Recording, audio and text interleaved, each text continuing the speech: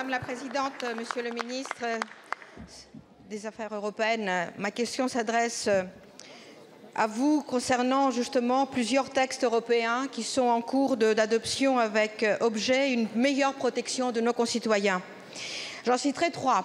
Il y a la directive européenne relative aux travailleurs des plateformes qui permet aux travailleurs justement de devenir des employés avec tous les droits qui sont associés à partir du moment où un lien de subordination avec la plateforme est rapporté. Ce sont 5,5 millions de personnes concernées dans l'Union européenne, dont des dizaines de milliers en France.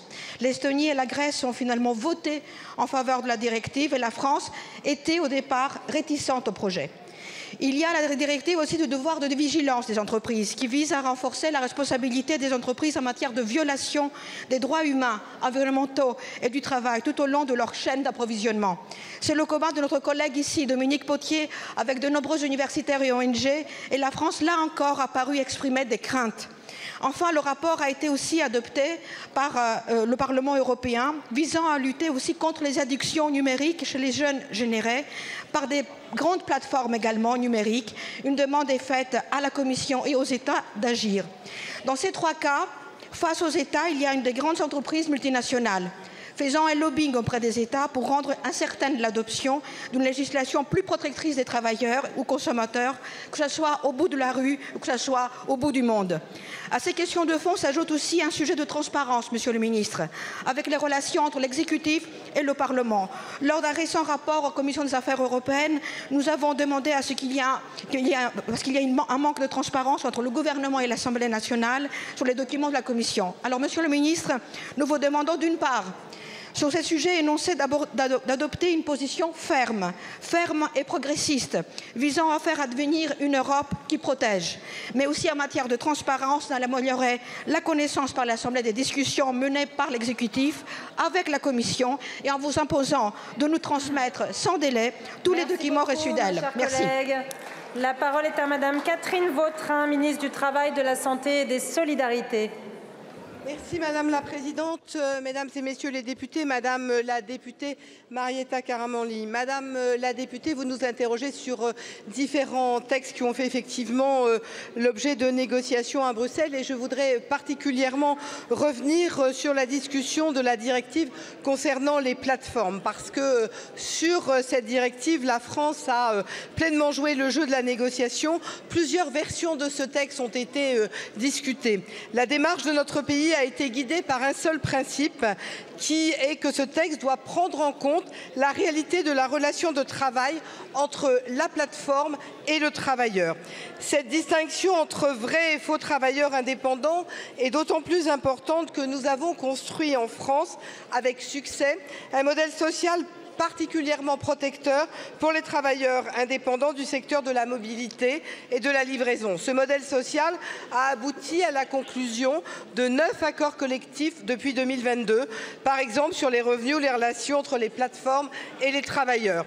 Dans ce contexte, la France a cherché à définir des critères plus clairs, des critères plus solides juridiquement pour pouvoir déclencher la présomption de salariat prévue par la directive. Le sujet est là, la présomption de salariat. Nous avons malheureusement constaté dans le texte qui a été examiné ces dernières semaines que le régime instauré était devenu plus flou et n'instaurait aucune harmonisation à l'échelle de l'Union européenne, créant clairement un risque d'insécurité juridique. C'est la raison pour laquelle nous avons exprimé les réserves de la France sur le texte, demandé des clarifications à la Commission européenne. Hier encore, j'ai échangé avec le commissaire. Nous avons fait un geste d'ouverture en disant que si nous obtenons des clarifications, nous pourrons soutenir le texte lors de son adoption finale. Merci Madame la Présidente. Monsieur le Premier ministre, les Français souffrent. Alors que l'inflation explose dans tous les domaines de la vie quotidienne, les Français n'en peuvent plus. C'est ce que j'entends tous les jours.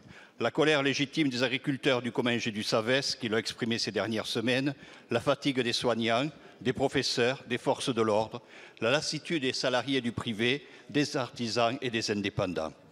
Les députés socialistes ont essayé de leur être utiles concrètement, en faisant voter 7 lois en 2 semaines, pour réduire leurs factures, pour diminuer les frais bancaires lors des successions, pour combattre les violences intrafamiliales. Cependant, c'est à ceux qui gouvernent de trouver des solutions à leurs problèmes existentiels. Nos concitoyens se plaignent de vivre de moins en moins bien. Ils ne s'en sortent plus. Alors que nos services publics se dégradent, vous orchestrez 10 milliards d'euros d'économies sur leur dos. Et que lit-on dans la presse? Que les 40 milliardaires français ont vu leur fortune bondir de 64% en 3 ans. Que pour la seconde année consécutive, le CAC 40 a explosé tous ses records de profits et de dividendes. Et que voit-on dans la rue? De plus en plus de nos concitoyens en détresse. 3 000 enfants dorment à la rue et les travailleurs pauvres sont toujours plus nombreux. Cette misère est brutale. Pourtant, un autre chemin est possible.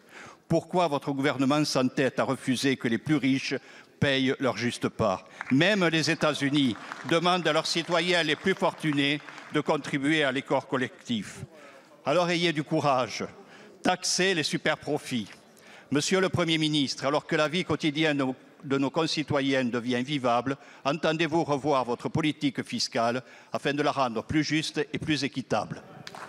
Je vous remercie, mon cher collègue. La parole est à Madame Olivia Grégoire, ministre en charge des entreprises, du tourisme et de la consommation.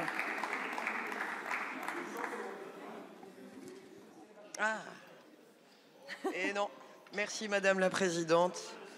Mesdames, Messieurs les députés, pardonnez-moi, Monsieur le député. Il y a beaucoup de choses dans votre question et évidemment beaucoup de choses, je vous laisse juge, beaucoup de choses sur lesquelles je ne serai pas d'accord. Néanmoins, un point d'accord, il nous reste du chemin. Je commencerai par répondre sur la fin. Je veux commencer par vous rappeler que nous sommes incontestablement les champions du monde de la taxation des revenus et incontestablement les champions du monde de la taxation des revenus des plus aisés. Il y a des championnats du monde qu'on veut pouvoir poursuivre. De notre côté, on a souhaité à la fois depuis 7 ans soutenir les revenus des plus fragiles, je vais y revenir dans 2 minutes, mais aussi faire en sorte que les plus aisés contribuent fortement. On est et nous demeurons, pour votre plus grand plaisir, je crois, incontestablement le pays le plus taxé. Je crois qu'il faut faire attention aux effets délétères aussi que cela entraîne. On va revenir parce que vous avez dit des choses justes et vous avez porté des textes assez forts. J'y étais la semaine dernière dans la niche socialiste. Je voudrais revenir quand même sur ce qu'on a fait pour les plus fragiles d'entre nous et reprendre les mots quand même du gouverneur de la Banque de France. Ce ne sont pas les miens.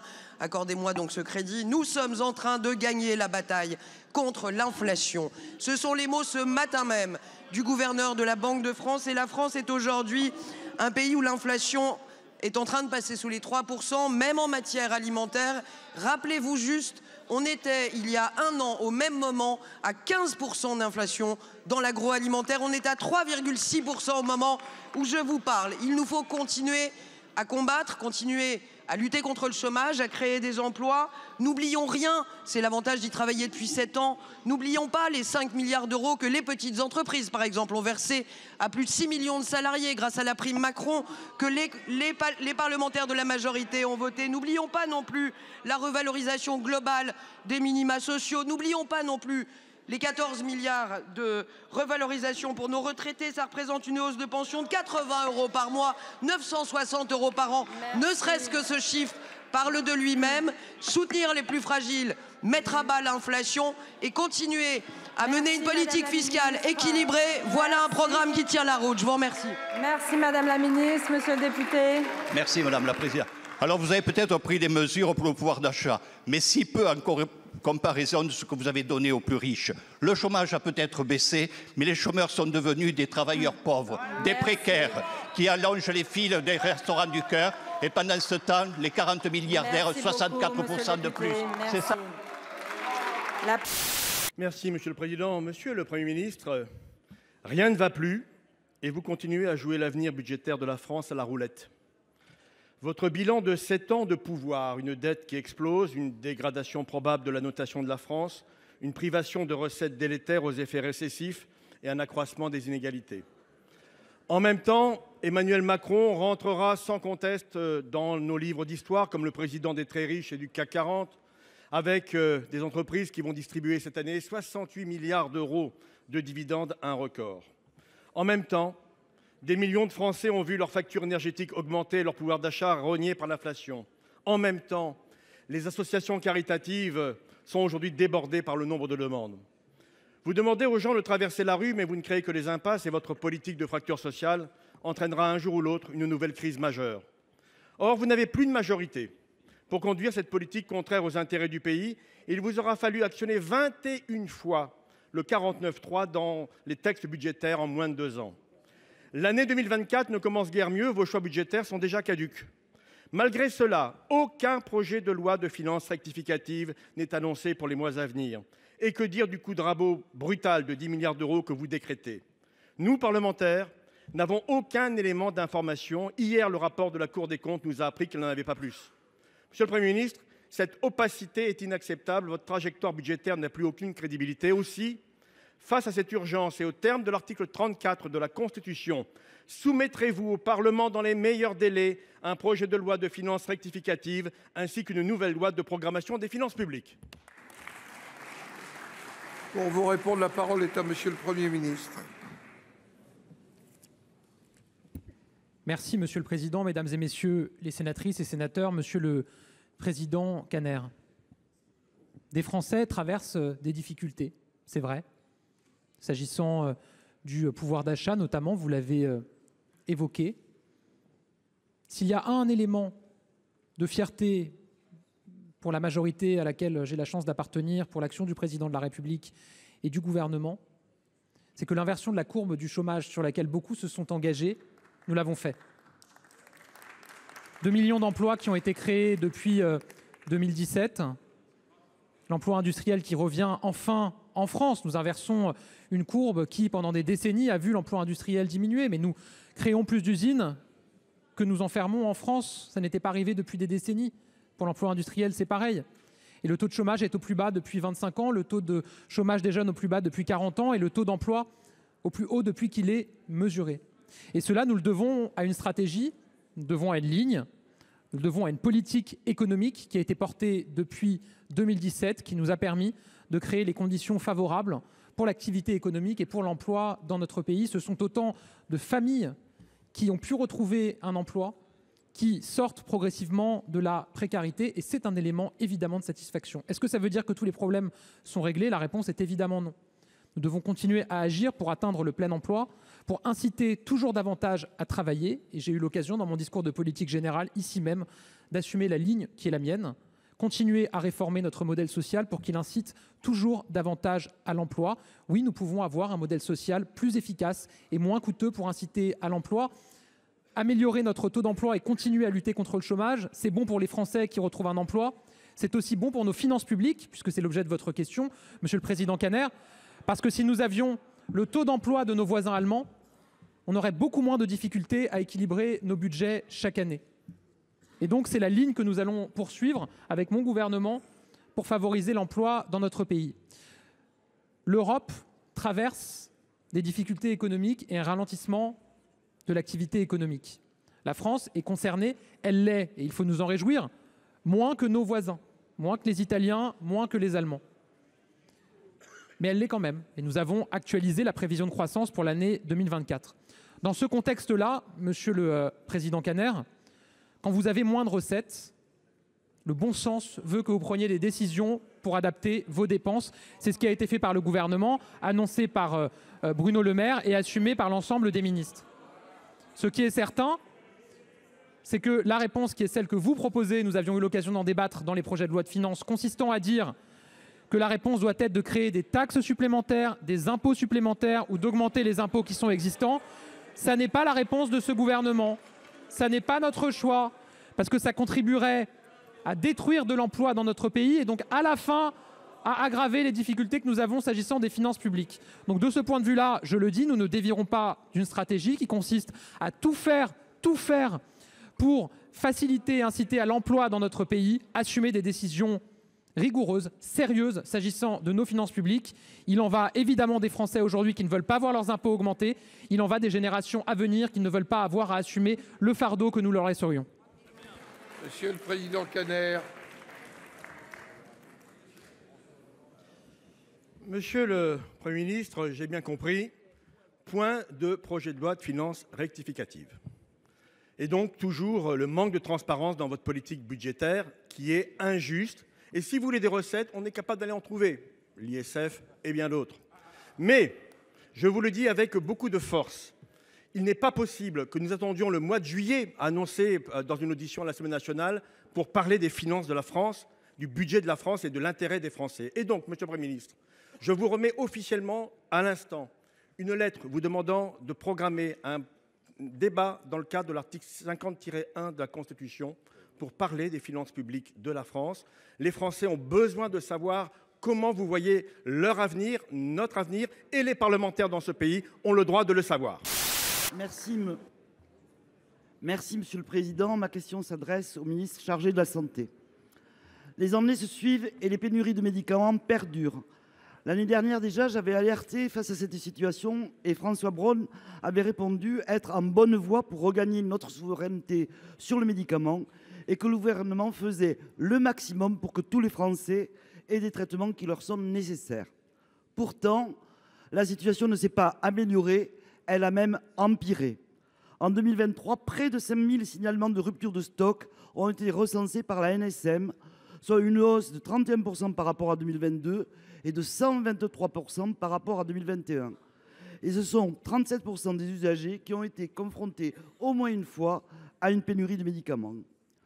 En juillet 2023, le Sénat a adopté le rapport de nos collègues Laurence Cohen et Sonia de la Provôté qui portait 37 préconisations pour lutter contre ces pénuries.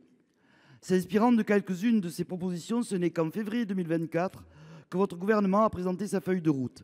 Mais cela ressemble davantage à une déclaration d'intention qu'à des mesures effectives et concrètes.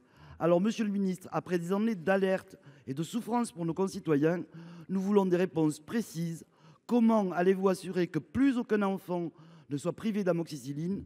Comment comptez-vous garantir à chaque Français qu'il aura rapidement accès aux médicaments indispensables à sa santé? Pour vous répondre, la parole est au ministre délégué en charge de la santé et de la prévention. Monsieur Valletoux, vous avez la parole. Merci Monsieur le Président, Mesdames et Messieurs les sénateurs.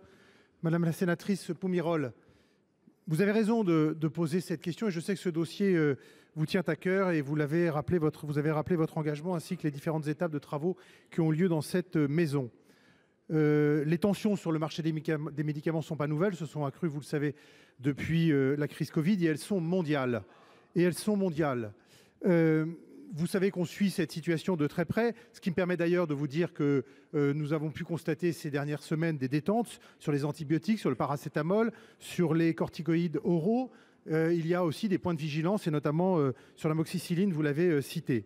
Nous agissons sur deux voies, deux dimensions. La première, c'est d'assurer la sécurisation et la fluidification du marché de l'approvisionnement des médicaments.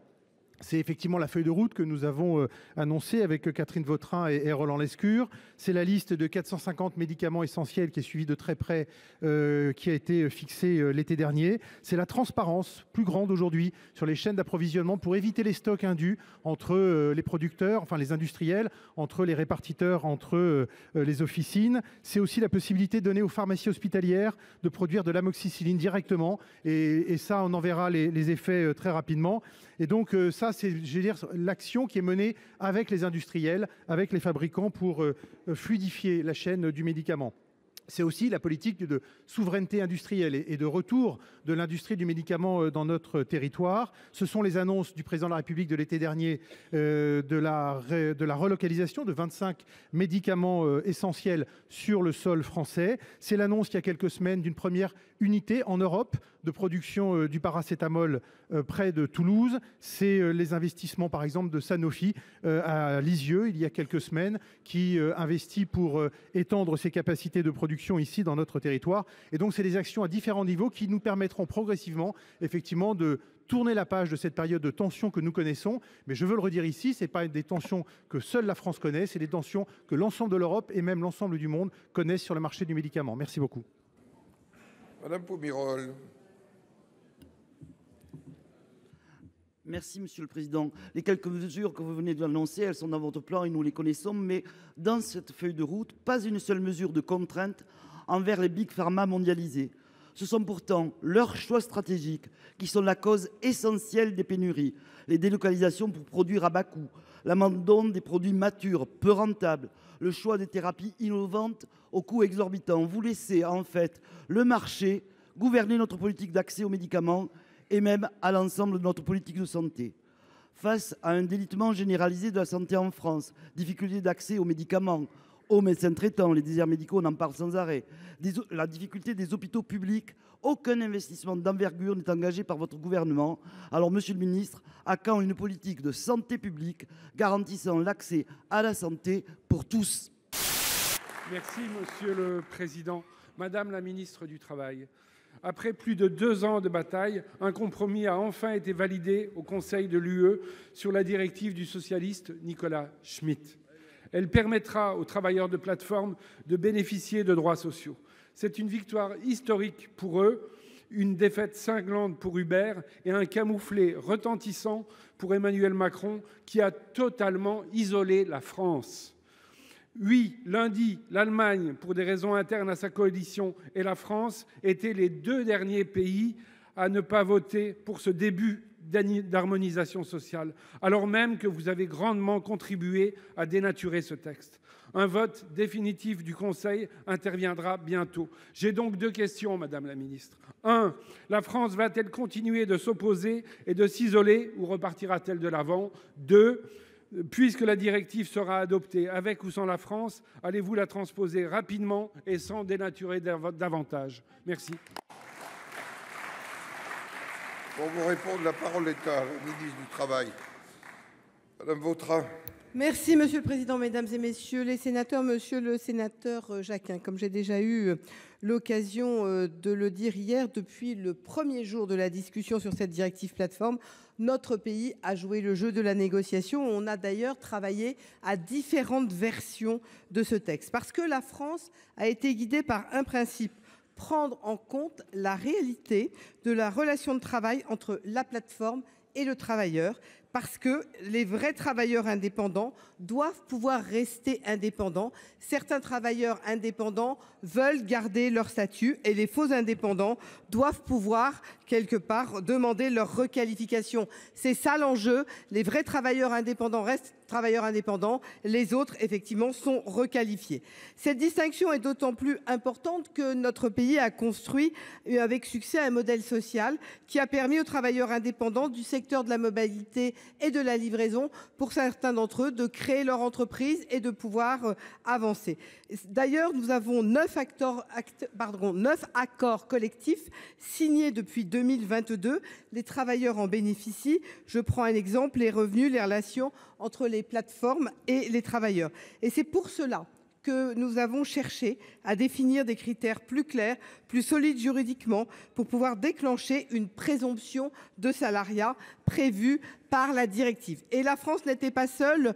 Vous n'avez pas évoqué des pays comme l'Estonie, comme la Grèce, comme l'Allemagne, qui ont effectivement travaillé sur ce sujet. Nous avons constaté que dans le texte examiné ces dernières semaines, le régime instauré était devenu flou. N'instaurait surtout, et c'est ça un point très important, aucune harmonisation à l'échelle européenne.